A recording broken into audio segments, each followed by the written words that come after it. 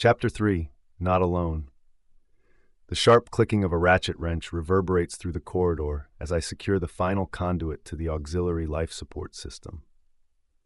Growing up in the Stellar Union's inner worlds, I was indoctrinated into a society where the socialist government assigned everyone a purpose and a job. Publicly funded education was a cornerstone, open to all youth, homeless or otherwise. Yet beneath this facade of fairness lay a stark reality. You either bought your pathway in with family wealth or were thrust into wherever the Union saw fit. Orphaned by the war, I had no choice. The Union decided I was most needed as a repairman for life support systems. At just 12 years old, I found myself stepping into the vast unknown, newly appointed as an ensign for the Union Fleet Division, despite my youth and inexperience. "Schlara!" Jax called out, his voice bouncing off the faded walls of the corridor. There was a note of urgency in his tone now, almost pleading. "Where are you?" "Jax," I called out, "down here." As he approached, the red glow of my lantern cast eerie shadows across the room.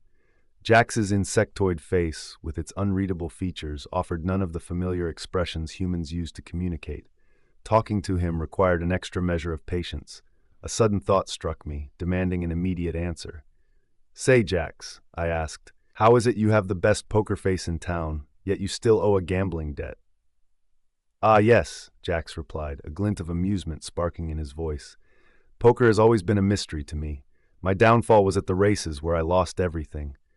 A snicker escaped my lips before I could stop it.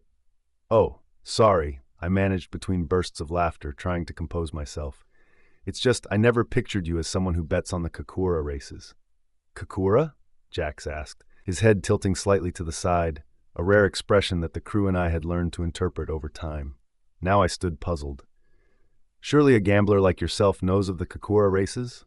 I paused, searching his eyes for recognition. "It's the six-legged beast," I continued, with a short bristly snout, a squarish head covered in glossy fur, and two cat-like tails that swish with every step. I trailed off, hoping my vivid description would ignite some flicker of memory in his blank expression. Okay, if not on Kakura races, what race landed you in such debt?" "Shuttle races," Jax said with a wistful smile, "on the 10th world, Uchilan." He finished and looked away. I stared at him, baffled. "Hang on," I muttered, my mind racing to catch up. "You're a shuttle pilot?" I asked, my voice tinged with disbelief. "Did you bet on your own race and lose?" Jax's head drooped momentarily before he turned to meet my gaze. "Well," he began, his tone lifting as if setting the stage for a punchline, "I didn't bet on myself, and I didn't lose the race." He punctuated his words with a hearty laugh. My head did a double take on the situation at hand. "Wait a second, you bet on another racer to beat you?" I could feel my pulse quicken as the realization hit me. "And you didn't let him win?" My tone climbed, a mix of astonishment and disbelief tingling in every word. "Yeah," Jax replied with a chuckle. "The one I bet on was the best pilot on Uchilan Jur. He had won 4 out of the 6 races we competed in." His hands and body animatedly recounted the events as if he were reliving them. "Last lap, my cutter versus his Hyperion, neck and neck. We rounded the turn, then dove towards the station deck." His words sung with the intensity of the memory. Then, just 30 yards from the finish line, his ship exploded, right there. By the time I navigated through the debris, I had already crossed the finish line. I stood with my mouth agape by his story. "Well, did they ever figure out what happened?" I questioned Edger for more of the story. "Faulty gyro," he muttered, retrieving a datapad from his side pouch. "They keep the shuttles oriented and prevent disastrous over-G maneuvers in low gravity." His fingers danced across the display, the glow casting eerie reflections off his bug-like eyes. Without uttering a word, he handed me the pad, its light flickering like a heartbeat. The display illuminated a schematic of an exterior panel, detailed with precise letters and text identifying it as part of the communication system linked to the hull antenna. "What is this?" I asked, looking over the schematics. He pointed to an area on the screen labeled Hull Antenna. "The diagnostic readout shows we've lost our communication link to the antenna," he explained, his voice tense. "Someone needs to go outside, remove the panel, and fix the connection. It's the last repair we need to get our systems back online." He looked at me intently, waiting to see if I grasped the urgency in his words. Then added, "It'll give us communications with Cyrus and Burke." Looking down at the panel I patched up earlier, I said, "Sounds good. Just finished patching the auxiliary power from life support to communications." When I glanced back at him, I noticed his antennas twitching as if they were attuned to my every word. "So even if the generator fails," I continued, "we'll still have communications, right?" "Exactly," he said, his eyes gleaming with a mix of hope and resolve. "Let's just hope it holds." He jokingly added, before turning to walk away, "Let's also hope we don't need life support anytime soon." I followed him into the common room, where the air hung heavy with the scent of rations and a hint of musk. "I'll get Box on this antenna issue immediately. It's our top priority," I said, my voice firm with authority and determination. "Go to the bridge," I commanded, "and start prepping the Starline program. We'll need it calibrated for auxiliary power." "Yes, ma'am," he said, departing the room. Veering to the left and stepping through the bulkhead into the dim, cluttered confines of engineering, the red light revealed Box hunched over, meticulously disassembling one of the regulators. "Box," I called out, my voice cutting through the whir and hum of machine tools. "Got a priority task for you." He paused, swiveling to face me, his digital eyes lighting up with a warm, simulated smile. "How can I assist you, ma'am?" he asked, his voice brimming with eager anticipation. Handing him the sleek, flickering data pad, I said, "Jax Rana Diagnostics." I tapped the screen to highlight the intricate web of data streaming in real time. His eyes darted across the information with expecting haste, and before I could continue, he anticipated my next words with uncanny precision. "External repairs to the hull antenna," he announced, his voice crackling. "I'll gather the tools." His display flickered erratically, a visible symptom of his failing memory. "And repair the connection." "Is there no container to store these parts?" I asked, gazing at the scattered pieces on the floor. He followed my gaze, a perplexed expression dawning on his face as he took in the clutter. Despite the apparent chaos, I had no doubt he had a method to his madness, a hidden logic known only to him. "Actually," I mused, "let's confine the chaos to the engine room." My words sharpened into a command. His display lit up with a smile and nodded before turning to his new task. Taking my leave to the common room, a sudden flash of stark white light caught my attention. It emanated from the narrow opening of the medical bay bulkhead door. As I approached, the sounds of inkwell bustling about the confined space brought the medical room vividly to life. Makeshift tables were set up over the single medical bed, and a myriad of beakers, flasks, cylinders, and funnels cluttered the countertops. Above, an improvised lamp filled with glowing liquid cast an otherworldly luminescence across the room. I observed him silently for a few moments, trying not to intrude. Ever since the coolant system had leaked, a new batch was necessary to replace the lost volume. He carefully poured a flask of steaming, boiling liquid into a concoction of fine, dusty powder. "Yes," his translator quipped. "Inkwell, you scholar, you've outdone yourself once again." He boasted with a hint of pride in the monitor sound of his translator, clearly admiring his own handiwork. Two of his tentacles tapping the floor in excitement. "A pirate with a heart set alight more by the sparks of chemistry than the glitter of gold," I quipped, a mischievous smile tugging at my lips. His glass helm snapped toward me, eyes piercing through the dim light. The makeshift illumination cast eerie shadows on his octopus-like features. "Ah," his translator crackled. "Schlara, how long have you been standing there?" "Long enough to know you're proud of your so-called handiwork," I retorted, my voice dripping with sarcasm as I emphasized the word handiwork. He turned to place the glassware back on the countertop. I looked to the light hanging in the room. At closer inspection, it was a glass bottle filled with liquids reacting to one another. "More of your handiwork, I presume." His eyes curved upward in a gentle arc, radiating a joyful warmth. "Yes," he said, "it's a bioluminescent trick from my homeworld. Our people's ink is loaded with electron-rich fluids, and when it meets a hydrogen peroxide solution, it lights up with a dazzling white glow." He turned to the medical cabinet and retrieved a bottle. "Unfortunately, I had to dip into our supplies to create it." I stepped into the room with a familiar determination, reaching for the bottle clasped in his tentacle, and asked, "Do you remember the day you became one of us?" His translator conveyed his response with surprising fervor. Indeed. His eyes gleamed with excitement. That was the moment I chose to break away from the ordinary and embrace a life of adventure. I carefully placed the bottle back into the cabinet, the glass clinking softly in the eerie silence of the ship. After securing the door, I turned to my crewmate, my eyes tracing the unusual undulating patterns of his octopus-like features. "Do you ever regret that choice?" I asked, my voice a low whisper that seemed to hang in the air. "Did you ever think it could be the last decision you would ever make?" His face tightened in concentration. "I suppose not," he murmured, his eyes boring into mine with an intensity that made my pulse quicken. "Do you regret it?" His voice carried an edge, as if probing to uncover a hidden regret within me. "Oh, absolutely not," I retorted with a sharp edge to my voice. "This life might be reckless, but it's still a hell of a lot better than what I've left behind." I paused, letting the weight of my words settle before I continued. "For most people, once they have the wealth to give up this life, they leave." He turned back to his science experiment, his concentration flickering as his translator spoke. "My species lives to be 180 years old. By middle age, we've built careers." Pausing, he scribbled notes on his data pad. I looked at my species, and that's when it struck me. Do we ever truly live? Other species see us as high achievers, but we don't see it that way. You can have all the luxuries, but what if it's all in a rundown shack? His voice grew contemplative, deeply pondering. He half turned, his octopus eyes locking onto mine. "I became a pirate to stand out, to live a life of excitement." His eyes resumed their bright, happy gleam. My eyes widened as his words resonated in my mind. "I never considered that," I managed to utter, my thoughts a chaotic jumble. Trying to regain focus, I shifted the conversation.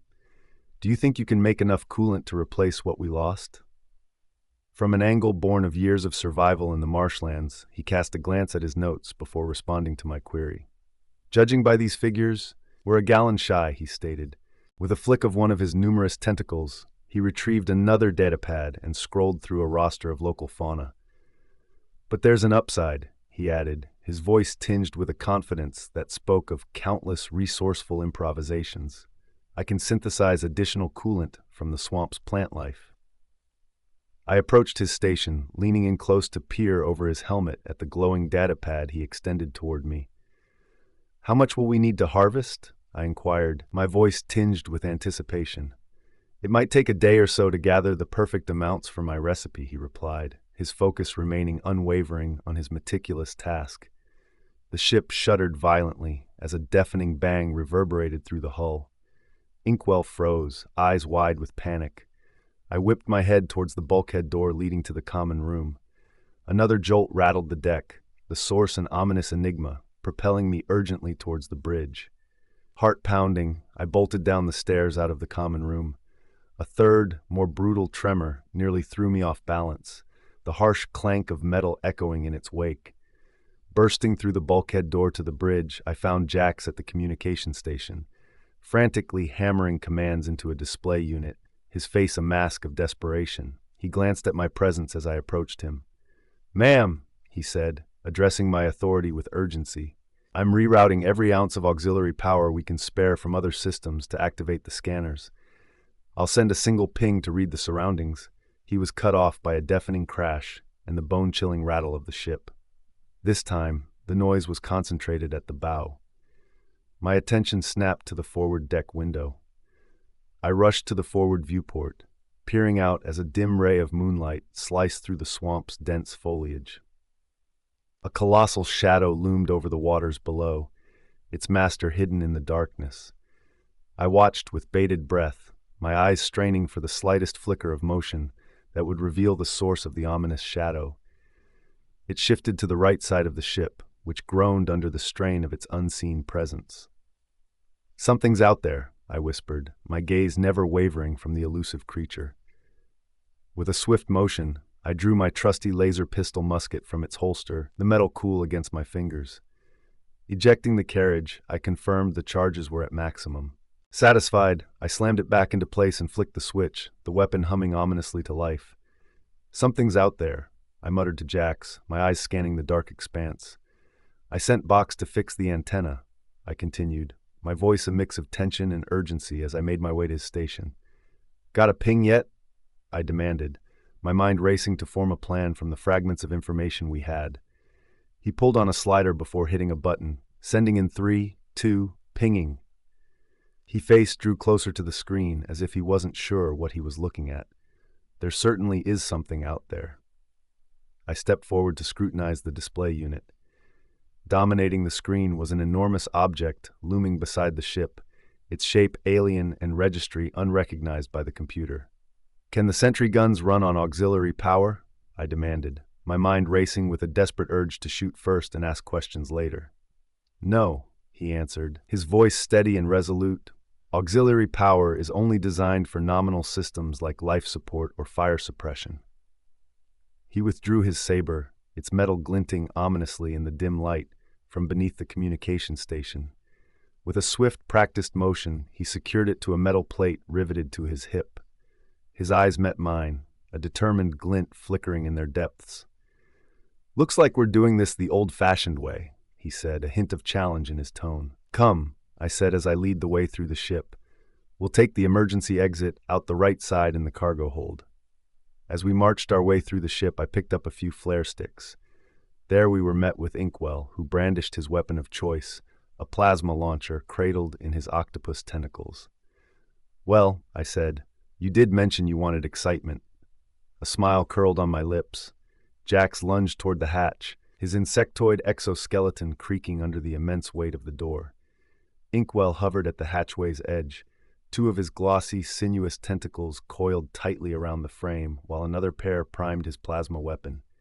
His translator crackled to life, emitting a sharp robotic voice. Time to deliver a plasma anima! He dove headfirst into the murky abyss of the eerie swamp waters, disappearing with a dramatic splash. I followed suit, leaping in behind him, and free-falling 5 feet before my boots squelched into the foul-smelling muck. The flickering red light of my lamp danced upon the water's surface, casting haunting visuals that stretched just 6 feet ahead of me. The water rose to my knees, each step sinking slightly into the squishy mire below. With the belly of the ship looming just overhead, I crept along its hull toward the prow, where I glimpsed a sinister shadow. Jax descended behind me, his wings buzzing with fervent energy. Jax, I whispered, can you see in this inky nothingness? Yes, ma'am, he replied, mimicking my soft tone, though right now it feels like a curse more than a gift. I spun around to face him, my voice a razor's edge. Focus, I snapped. You have to guide us through this. Get me visuals from a high point. My finger stabbed toward the edge of the hull leading to the top side. Fly up that way and stay undetected. Without hesitation, he moved to gain a vantage point. The ship rocked violently, each jolt more ominous. Something below was tearing through the muck with relentless force, the sound of mud slapping between powerful jaws sending chills down my spine. A thunderous bang followed by a grating, metallic screech tore through the air. I ripped a flare stick from my pocket, twisting it to unleash its chemical brilliance. The blinding orange glare erupted, flooding the area with harsh light. I hurled it toward the noise, heart pounding in my chest. Before me, the orange light revealed a creature from my worst nightmares. Its 4 limbs crawled with an unearthly grace, its hunched back a grotesque garden of moss and weeds, with a tree stump, a macabre crown, sprouting from between its shoulder blades. The stump's roots had burrowed deep into the creature's flesh, a twisted fusion of nature and beast. 2 gray eyes, separated by a gaping maw of a mouth, fixed upon me as its low-hanging jaw let out a bone-chilling hiss. Tiny arms, with joints that seemed to bend in all the wrong directions, ended in 2 long fingers that caressed some unseen treasure. As if sensing my presence, the creature let loose a piercing screech that sent shivers down my spine. With a massive front limb, it lunged at me, but my quick-draw reflexes kicked in. I aimed and fired, the laser bolt from my musket tearing a gash in the creature's flesh. It recoiled, its wet hiss filling the air, but it only redoubled its efforts, determined to reach me. Jax hurled himself from above, a blur of motion as he cleaved into the beast with all his might. The creature's limb was still retracting when Jax's blade made contact, slicing through muscle and bone with an audible squelch. A sizable chunk of putrid flesh went flying, landing with a sickening splash in the waters below. The air was instantly filled with the noxious stench of decay, as thick, viscous sludge oozed from the gaping wound, pooling on the ground beneath. With the creature's attention now fixated on Jax, who was darting above its grotesque form, I slipped away from the cover of the ship. Heart pounding, I took aim and fired, each shot a desperate bid for survival. "Two," I hissed through clenched teeth, tracking my diminishing ammo. The laser bolt seared into the flesh just above its thrashing eye, the stench of burnt meat mingling with the ozone from the intense heat. The creature's maw plunged into the swamp, emerging to spew a torrent of fetid water at Jax. It sought to drench him, weighing him down with the murky liquid and dragging him from the sky. As it readied another deluge, I loosed a bolt, my aim true. The creature's eye disintegrated in a spray of gore, hunks of flesh and viscera painting the air. "Three," I counted to myself. Tumbling sideways, the creature unleashed a bone-chilling howl that shattered the night sky. It clawed frantically at its wound, as though trying to rip out the pain, only to tear its own flesh and deepen the agony. It thrashed violently, sending torrents of water and swamp muck flying in every direction. With a savage force, it collided against the ship, dragging the nose down into the mire below. The ship groaned under the immense pressure, its nose being brutally crushed by the creature's relentless assault. Inkwell burst from the swamp, a ball of plasma erupting from his weapon. It slammed into the creature, blowing ribs apart and sending it reeling. Its howl turned to a whimper as Jax dove, saber first, into its flesh. With a final, violent spasm, the creature sank into the murky depths, its hiss echoing through the swamp as its life faded. From its maw rose a chilling noise. "In need of assistance," Box's familiar mechanical voice grated out. I sprinted over, the muck sucking at my boots with every desperate stride. Box was trapped between the creature's gnashing jaws. Jax swooped down beside me, and with a frantic heave, we wrenched Box free. My heart sank as I inspected him. Part of his leg was missing, his display shattered, his once smooth chassis now riddled with dents. A leak of battery fluid trickled from his center frame. With urgency driving us, Jax and I hauled him back to the ship. The boarding ramp, which had been a submerged escape, lay open and ready, our last hope amidst the chaos. In the common room, we toiled over Box's battery system, our hands moving with hurried precision. Guided by Box's steady voice, we mended the exposed wires and terminals, then hooked him up to the auxiliary power system to steady his failing circuits. Ironically, our only engineer was now incapacitated, needing the very repairs only he could perform. We positioned Box so he could manage what he could from his limited mobility, while Jax and I made our way back to the bridge to assess the broader damage. "All right, Jax," I said, fingers flying across the command console. "Life support's stable, no faults in the auxiliary power systems. Everything's looking good on my end." Jax's eyes were glued to his system reports, a frown creasing his brow. "All systems are reading fine, including the hull antenna connection," he muttered. He paused, rechecking the data. "Only..." He triple-checked, his confusion deepening. "I'm picking up a Union IFF signal," he announced, his gaze shifting to mine, filled with concern. I shook my head in disbelief. "How are you picking up a Union IFF signal?" I pulled up a copy of his data onto my terminal. He wasn't wrong. The sensors were picking up the signal, and it was coming from within our cargo bay. "Jax, can you determine if this item is emitting the signal?" Jax punched in a few commands on his display unit and reviewed the response. "Yeah," he said. "It's chirping loud and clear. Not far enough for the Union to know where we are, but the Republic is surely picking this up." It was only a matter of time before the Republic would pin down our location. They'd storm our ship, uncover Union tech, and brand us as either Union scum or charge us as pirates. The stakes were high. We had to reach Cyrus. He'd know exactly how to navigate this treacherous storm. Chapter 3.